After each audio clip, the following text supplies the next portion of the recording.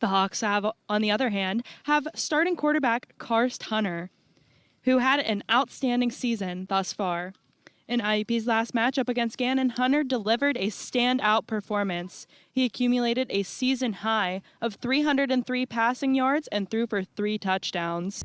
Hunter has showcased his talents both through the air and on the ground.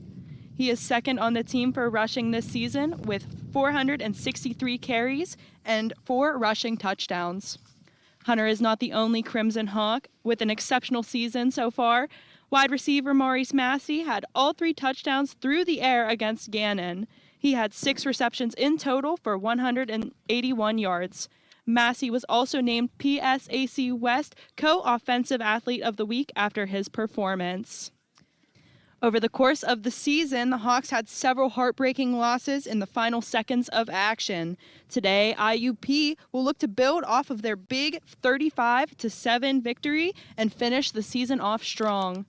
Our sideline reporter Alex Duffalo has more on the keys to the game.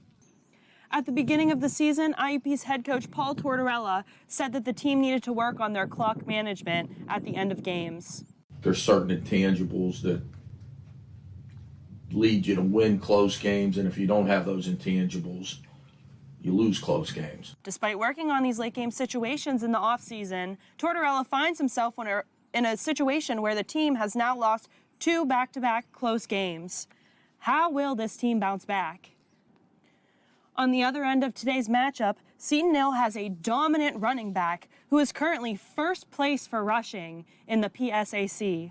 Kyron Craggett, a redshirt junior, has accumulated over 2,000 rushing yards in his career with the Griffins.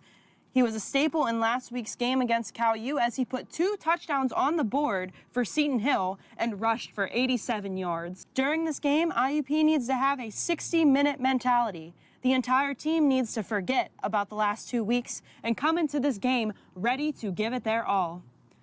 If the Hawks can play their best game from start to finish, they will win this game.